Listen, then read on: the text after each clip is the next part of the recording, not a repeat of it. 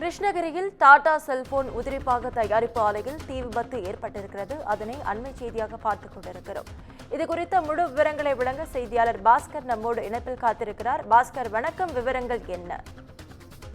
வணக்கம் நவீனா. அதாவது கிருஷ்ணகிரி மாவட்டம் ஒசூர் அடுத்த வன்னிபுரம் என்ற பகுதியில் டாடா கம்பெனியின் செல்போன் உதிரி பாகங்கள் தயாரிக்கும் நிறுவனம் செயல்பட்டு வருகின்றது. குறிப்பாக இந்த நிறுவனத்தின் 4வது அலகில் பயங்கர தீ விபத்து ஏற்பட்டது. அதாவது கெமிக்கல் தயாரிக்கப்படும் பணி இந்த அலகில் இந்த நடைபெறுவதால் தீ விபத்து கிளம்பியது என்று முதல்கட்ட விசாரணையில் தெரிய வந்துள்ளது.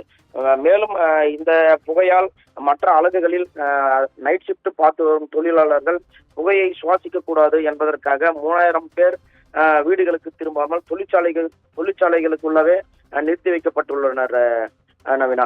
மேலும் அதாவது புதிதாக நிறுவப்பட்டுள்ள இந்த தொழிற்சாலையில், அதாவது சுமார் 3 வருடங்களாக செயல்பட்டு வரும் இந்த தொழிற்சாலையில் ஆப்பிள் செல்போன் உபகரணங்கள் தயாரிக்கப்பட்டு வருகின்றது.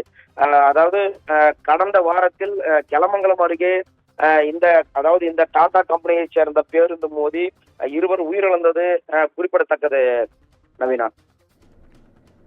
விவரங்களுக்கு நன்றி பாஸ்கர்.